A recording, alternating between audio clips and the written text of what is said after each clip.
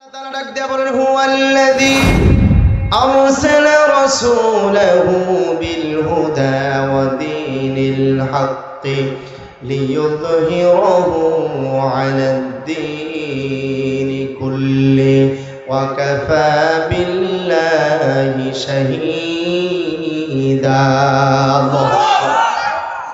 আমার ভাইরা আল্লাহ তাআলা ডাক দেয়া বলছে হুয়াল্লাযী আরসালা রাসূলাহু ওগো নবীজি আমি দুনিয়ায় কেন প্রেরণ করেছি আপনাকে শুনেন আমি রব্বুল আলামিন আপনাকে দুইটা জিনিস দিয়ে প্রেরণ করেছি আরসালা রাসূলাহু বিল হুদা এক নম্বরে হুদা দিয়ে আমি আল্লাহ আপনাকে প্রেরণ করেছি হুদা মানে হচ্ছে কোরআন হুদা মানে কি তার মানে আল্লাহ তাআলা কোরআন দিয়ে আমার নবীকে দুনিয়ায় প্রেরণ করেছেন কোরআন হচ্ছে মানুষের জন্য পথ প্রদর্শক কোরআন হচ্ছে মানুষের জন্য গাইডলাইন কোরআন হচ্ছে মানুষের জন্য রাস্তা দেখানোর একটা পথ এক রাস্তা দেখানোর একটা বাতি আল্লাহ তাআলা ডাক দেয়া বলেন হুদাল্লিল মুত্তাকিন দুনিয়ার মানুষেরা শোনো আমি কোরআনকে দিয়েছি এজন্য কোরআন মুত্তাকিদের জন্য হেদায়েত হয়ে যাবে সুবহানাল্লাহ বলেন কোরআনে কারিমে আরেক জায়গায় আল্লাহ তাআলা উল্লেখ করেছেন হুদাল লিন্নাস কোরআন হচ্ছে পৃথিবীর মানুষের জন্য হেদায়েত আর সূরা বাকারার শুরুর দিকে আল্লাহ তাআলা বললেন কোরআন হচ্ছে পৃথিবীর মানুষের জন্য মুত্তাকিদের জন্য হেদায়েত এক জায়গায় বললেন মানুষের জন্য আরেক জায়গায় বললেন মুত্তাকিদের জন্য তার মানে দুই জায়গায় দুই ধরনের কথা আল্লাহ তাআলা বললেন এটার সমাধানটা কি হবে একটু শুনেন আমার ভাইরা বিজ্ঞানের ভাষায় দুধটাকে আইডিয়াল ফুড বলা হয় কথা বলুন ঠিক কিনা এই আইডিয়াল ফুড হচ্ছে আদর্শ খাবার তার মানে এটা তো ড্রিঙ্ক এটা তো পান করার কথা এটা খাবার হয়ে গেল কেন আমার ভাইরা আল্লাহ তাআলা এই দুধটাকে এমন একটা নিয়ামত হিসেবে পৃথিবীর মানুষের জন্য দিয়েছেন দুধের ভিতরে সকল ধরনের পুষ্টি আছে কথা বলুন ঠিক কিনা দুধ প্রতিটা মানুষের জন্য উপকার ছোট মানুষের জন্য বড় মানুষের জন্য সকল মানুষের জন্য উপকার দুধের মধ্যে সব শ্রেণীর সব ধরনের পুষ্টিকর খাদ্য ঢোকানো আছে আমার ভাইরা এমন ভাবে দুধ যদি কোনো ডায়রিয়া রোগী পান করে বলেন তো দেখি দুধ পান করার সাথে সাথে তার ডায়রিয়া রোগটা ভালো হয়ে যাবে হবে ডায়রিয়া রোগী যদি পান করে ভালো হবে না কি হবে বাড়বে আচ্ছা দুধ খাইলে তো উপকার হবে ক্ষতি হচ্ছে এটা কি দুধের সমস্যা দুধটা মনে হয় ভেজাল কিসের ভেজাল বলেন তো আসলে দুধের কোনো সমস্যা নাই সমস্যা কার পেটের সমস্যা কার পেটের সুতরাং কোরআন হুদাল লিন্নাস সব মানুষের জন্য হেদায়েত কিন্তু সব মানুষ কোরআন থেকে হেদায়েত নিতে পারে না কারা যাদের ঈমানের সমস্যা আছে কথা বলুন ঠিক কিনা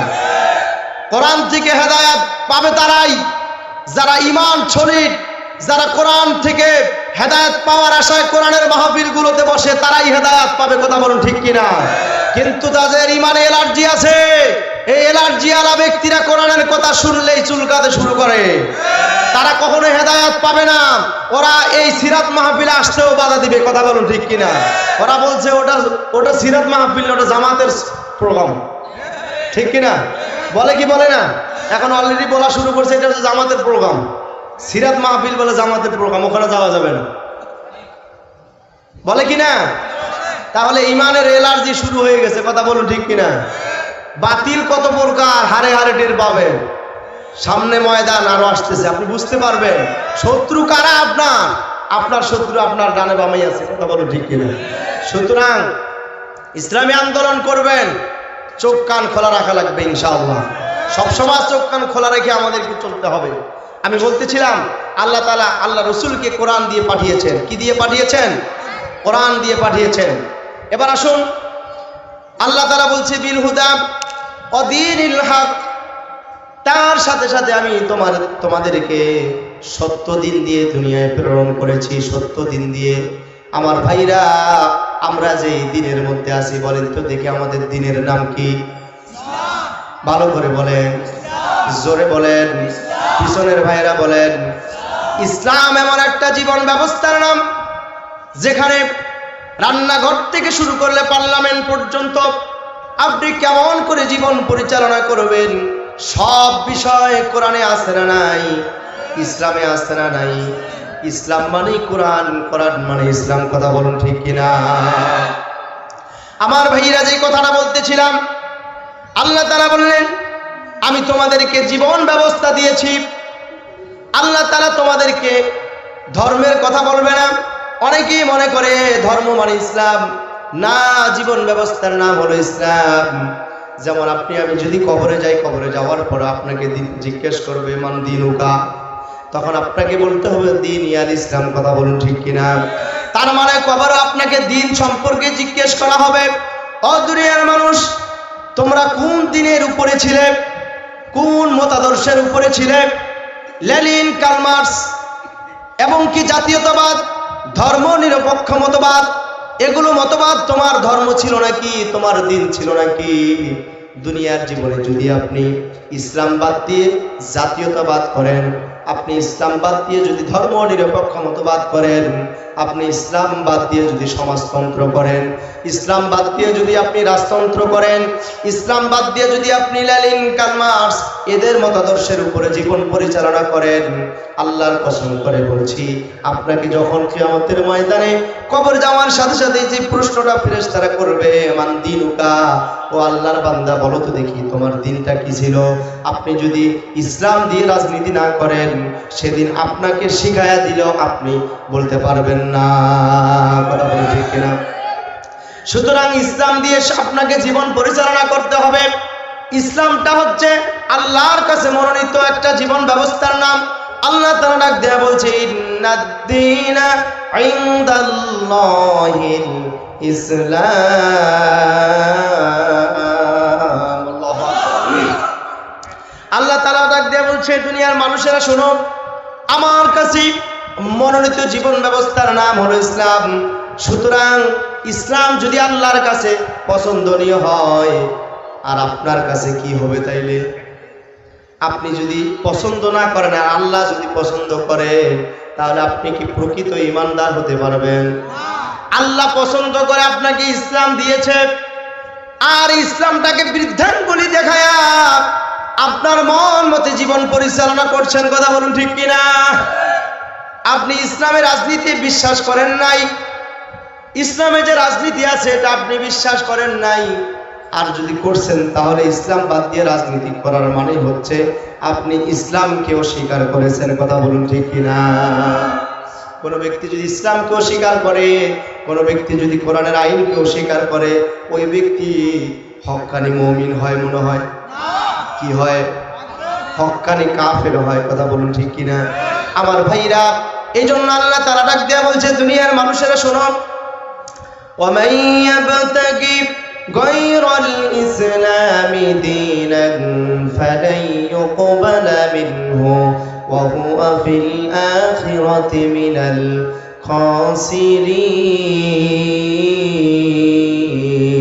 الْخَاسِرِينَ। আল্লাহু আকবার। আল্লাহ তাআলা ডাক দেয়া বলেন দুনিয়ার মানুষেরা শোনো, وَمَن يَبْتَغِي غَيْرَ الْإِسْلَامِ دِينًا فَلَن يُقْبَلَ مِنْهُ। ইসলাম বাদ দিয়ে যদি তুমি জীবন ব্যবস্থা পরিচালনা করো, ইসলাম বাদ দিয়ে তোমার পরিবার চালাও, ইসলাম বাদ দিয়ে তুমি সমাজ চালাও, ইসলাম বাদ দিয়ে তুমি রাজনীতি করো, ইসলাম বাদ দিয়ে তুমি দেশ চালাও, ইসলাম বাদ দিয়ে যদি তুমি রাষ্ট্র চালাও, ইসলাম বাদ দিয়ে যদি তুমি বিচার বিভাগ চালাও, ইসলাম বাদ দিয়ে যা কিছু চালাচ্ছ তুমি মনে করেছো আমি ভালো কিছু করতেছি, কারণ ইসলাম বাদ দিয়েও সামাজিক কাজ করা যায়। কথা বলুন ঠিক কিনা? একজন মানুষ যদি ইসলামের বাইরে রাজনীতি করে, ও যদি রাস্তায় মাটি দেয়, এটাও ভালো কাজ, ঠিক কিনা? রাস্তার মেরামত করে, এটাও ভালো কাজ।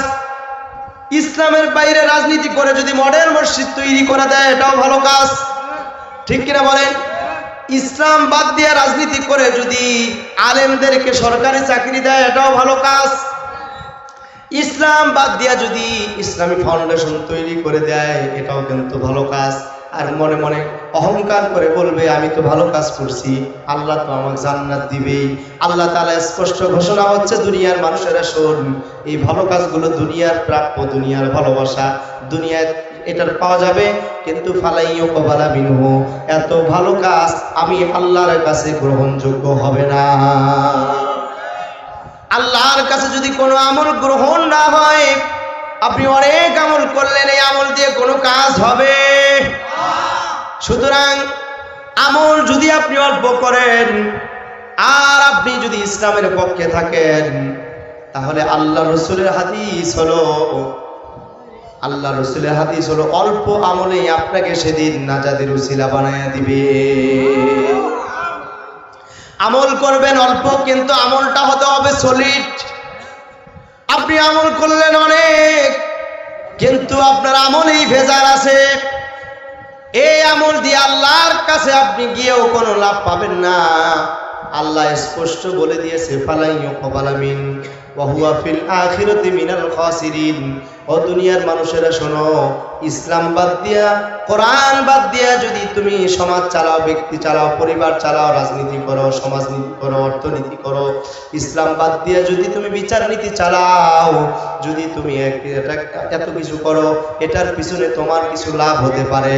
আমার আল্লাহ তাআলা দুনিয়ার মানুষদেরকে বারবার টার্গেট করে বলছেন, ফালাই ইউকবালা মিনহু, খালি এখানে শেষ করে দেই নাই, ওয়া হুয়া ফিল আখিরাতি মিনাল খাসিরিন। এই ব্যক্তিগুলো চূড়ান্ত ভাবে আখিরাতের আদালতে ক্ষতিগ্রস্ত হবে। কোথায় ক্ষতিগ্রস্ত হবে? আখিরাতে না দুনিয়ায়? আল্লাহ তাআলা বললেন দুনিয়ায় ক্ষতিগ্রস্ত হবে না। তার মানে ইসলামের বাইরে রাজনীতি আপনি যদি করেন, অনেক বড় নেতা হতে পারবেন, দুনিয়ায় মানুষ আপনাকে স্যালুট দিবে, আছে না? ইসলামের বাইরে যদি আপনি রাজনীতি করেন, আঙ্গুল ফুলে কলা গাছ হতে পারবেন। হয়েছে কিনা? তার মানে রাতারাতি আপনি বড় লোক হতে পারবেন, কোটি টাকার মালিক হতে পারবেন। কিন্তু ইসলামের রাজনীতি যদি করেন, 1 টাকার হিসাবও আপনাকে দেওয়া লাগবে। সুতরাং ইসলামের বাইরে রাজনীতি করে আপনি আঙ্গুল ফুলে কলা গাছ হলেন, নিরপরাধ মানুষগুলোকে মিথ্যা মামলা দিয়া কোটি কোটি টাকার মালিক আপনি হলেন। নিরপরাধ মানুষগুলোকে আপনি মামলা দিয়া, মামলা ছাড়াও গুম করে আয়না ঘরের মতো জায়গায় আপনি বন্দী করলেন। আপনি দুনিয়ার জীবনে সফল। আপনি মনে করেছিলেন 41 পর্যন্তই আছি, আপনি সফল মনে করেছিলেন, কিন্তু আল্লাহ তাআলা জানেন, ও দুনিয়ার মানুষের একবার লক্ষ্য করে দেখো, পৃথিবীতে যত জালিম ছিল, কোন জালিমের টার্গেটটা পূরণ হয় নাই।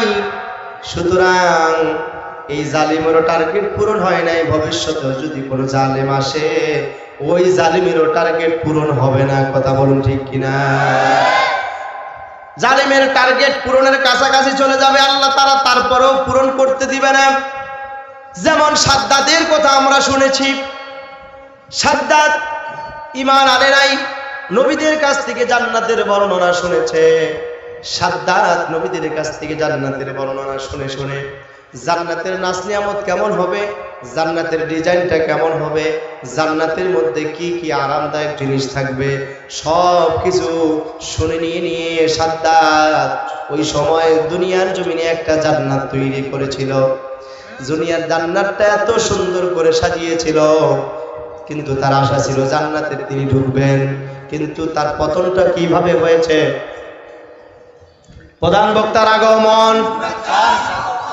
বক্তার আগমন, মাহফিলের পক্ষ থেকে নারায়ে তাকবীর।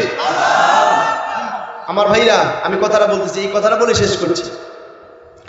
সাদ্দাত জান্নাত বানানোর জন্য দেশের মধ্যে যত টাকা পয়সা ছিল, স্বর্ণ অলংকার ছিল, সমস্ত স্বর্ণ অলংকার গুলো দিয়ে সাদ্দাত জান্নাত সাজাবে। ঘটনার মধ্যে এসেছে, ইতিহাসের মধ্যে এসেছে, সাদ্দাত জান্নাত সাজানোর জন্য একটা অসহায় নারীর গলার থেকে একটা স্বর্ণের চেন ছিল, এটা নিয়ে এসেছে। ওই নারীটা বলছে, সাদ্দাত, এই যে চেনটা আমার নিয়ে গেলে, এই চেনটাই ছিল আমার সম্পদ, দুনিয়ায় আর কোনো আমার সম্পদ নাই, এটা তুমি নিয়ে যাও না। কিন্তু সাদ্দাতের বাহিনী এই কথাটা শোনে নাই। তিনি ওই অসহায় নারীর আর্তনাদ চিৎকার শোনার পরেও চেনটাকে নিয়ে এসেছেন। তিনি চিৎকার করে কেঁদেছেন, আল্লাহর কাছে বিচার দিয়েছেন। ও আমার ভাইরা, সাদ্দাতের ওই যে একটা নারীর অভিশাপ, একটা মজলুম মানুষের অভিশাপের কারণে আল্লাহ তাআলা সিদ্ধান্ত নিয়েছে রে সাদ্দাত, দুনিয়ার জমিনে জান্নাত তৈরি করবি, তুই মানুষের চোখের পানি ফেলে ফেলে দিয়ে তুই আরামে থাকবি, এটা হতে পারে না। সুতরাং তোর জান্নাতে আমি ঢুকতে দিব না। জান্নাত সবকিছু রেডি হয়ে গেছে। মিস্ত্রি ডাক দেয়া বলছে, হুজুর আমার সবকিছু রেডি হয়ে গেছে, মেহেরবানি করে আপনি এখন জান্নাতে আসেন। জান্নাতে প্রবেশ করবে, ঠিক এমনি সময় আজরাইল এসে উপস্থিত হয়ে গেছে। আল্লাহু আকবার। আপনারা জানেন সেই সময় সাদ্দাতকে 1 সেকেন্ডও দেওয়া হয় নাই। সাদ্দাত বলেছিল, আমাকে শুধু দরজা পর্যন্ত যেতে দাও, দরজায় গিয়ে আমি শুধু একটু জান্নাতটা দেখতে চাই। আল্লাহ তাআলা বলছে যে বাটপার, তোর আর 1 সেকেন্ড দেওয়া হবে না। তুই মজলুমের আর্তনাদ শুনিস নাই, তুই এদেশের মানুষের চোখের পানি শুনিস নাই, কান্না শুনিস নাই, সুতরাং এদের দোয়া আল্লাহর কাছে কবুল হয়ে গেছে। তুই 41 সাল কেন 24ই পার করতে পারবি না, কথা বলুন ঠিক কিনা? সুতরাং জালিমদের শিক্ষা নেওয়ার দরকার। অতীতে বড় বড় যত জালিম ছিল, ছোট্ট জালিমদের তাদের কাছ থেকে শিক্ষা নেওয়ার দরকার। আমরা ভবিষ্যৎ যারা জালিম এদেশে আসবে, গোটা পৃথিবীতে আসবে, এই সমস্ত জালিমদেরকে বলতে চাই, তোমরা তোমাদের বড় জালিমদের কাছ থেকে শিক্ষা নিয়ে ভবিষ্যৎ চালাবে, তা না হলে তোমাদেরকেও দেশ থেকে পালাতে হবে, কথা বলুন ঠিক কিনা?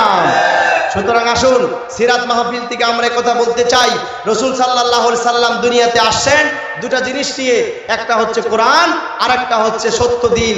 এই কোরআন এবং দ্বীনের উপরে আমাদেরকে থাকা লাগবে, কথা বলুন ঠিক কিনা? জীবনে যা কিছু করব, ব্যক্তি জীবন থেকে শুরু করে পার্লামেন্ট পর্যন্ত আমরা যেন কোরআন দিয়ে সাজাতে পারি। আল্লাহ তাআলা আমাদের সবাইকে তৌফিক দান করুক। ওয়া আখিরু দাওয়ানা আলহামদুলিল্লাহি রাব্বিল আলামিন। সকলের সুস্বাস্থ্য কামনা করে আমার আলোচনাকে শেষ করছি। আসসালামু আলাইকুম ওয়া রাহমাতুল্লাহ।